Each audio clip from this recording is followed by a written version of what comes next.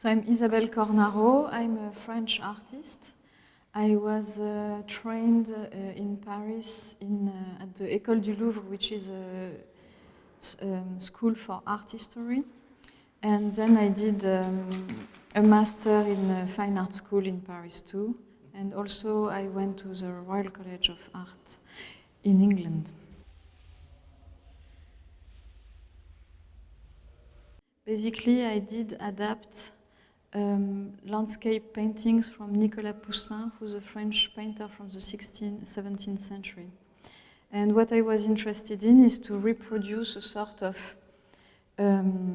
classical Renaissance perspective system in which, when you look at landscape from this period, you can see that the first ground is lower than the background, so that we can see all the grounds of a landscape, and also bigger objects are in front and smaller objects are at the back, so that it reproduces the natural vision of seeing things smaller when they are further. So I did adapt very simply this system by having big objects at the first ground of my installation and small object at the background of my installation. And also the first plinths I use are lower than the last one. And they are also closer and closer and closer to each other, just as when you do a drawing of like trees in perspective, you make them closer and closer on your drawing so that you have this sense of a focal point.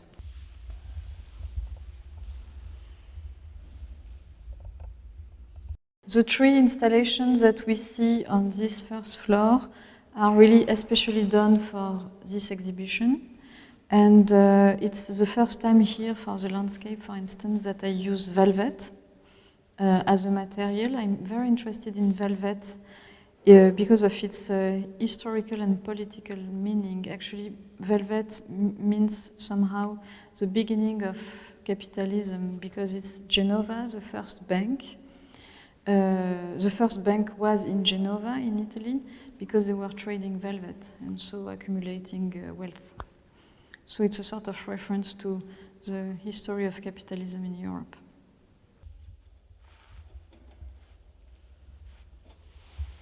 What you see now are tests I do with objects I have.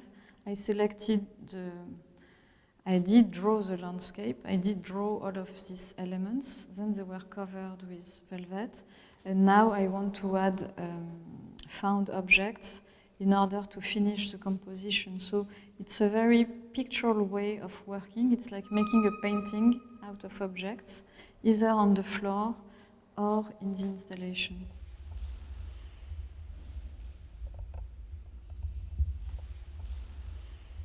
It's very common items. It's like current objects we are surrounded with.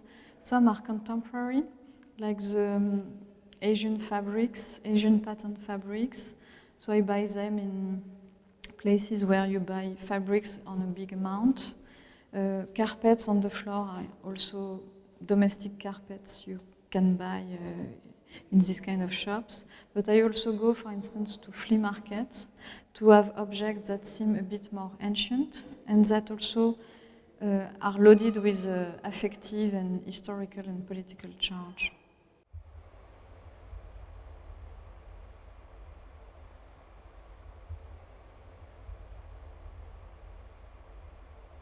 My film and my sculptural work is very much connected by the fact that I do them parallel to each other. I always work on installation and I always work on film. And the objects you see in the films are the same objects as the one you see in the installation. And I noticed that, for instance, in terms of composition, when my installations are very organized, in the film, when I film at the same time, the composition that we see in the films are organized, and if I start working with in a more accumulative way, like throwing things in a non-organized way, I notice that also in my films, what we see is less organized and more accumulated. So it's very parallel to each other.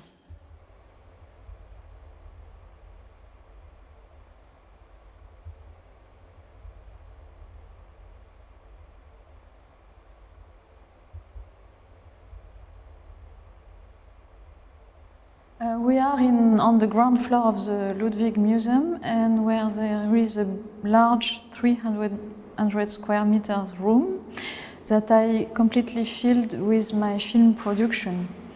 So what you see is more or less a development of 10 to 12 films that I did since 2010. Some are projected on walls and some are on monitors.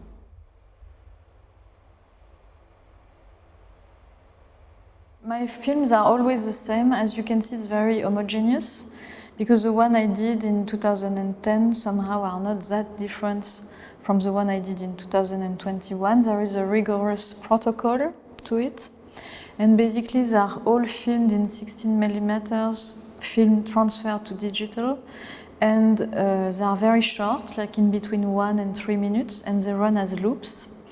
And they are always silent. And for me, what is important is that we are really totally into a visual world, a plastic visual world. And if I tried already to make sound and to add sound to my movies, but sound does bring another meaning and another space, and it completely overlaps the images because you start following the sound and it gives a mood and somehow it gives a narrative.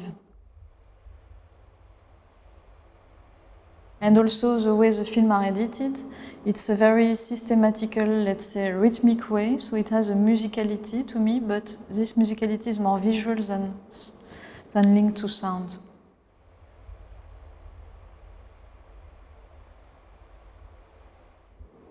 Yeah, I like film because for me it's very light to produce. Basically, we shoot images and after I can edit it exactly as I want. And I love the process of editing and of having something that develops in time.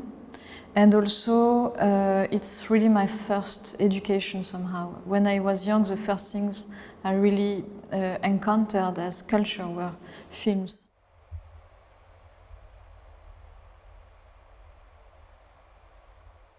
It's interesting as an artist to produce something that is, how do you say, mobile, liquid, fluid, that can transform and metamorphose, but to produce that with elements that are fixed. Because when you do a sculpture, things are really fixed and somehow not animated. But I like that the way they are displayed, the way they are organized, something somehow animates them.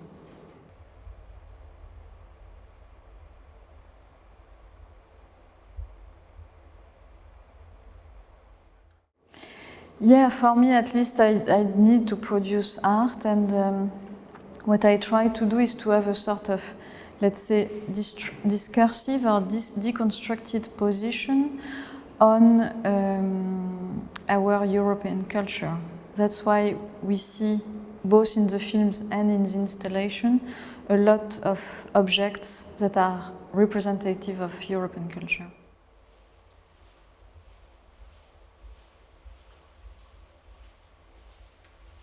I think it's very important to be confronted to a sort of, let's say, abstraction or a discourse that is constructed out of all the media's discourses we are completely surrounded by.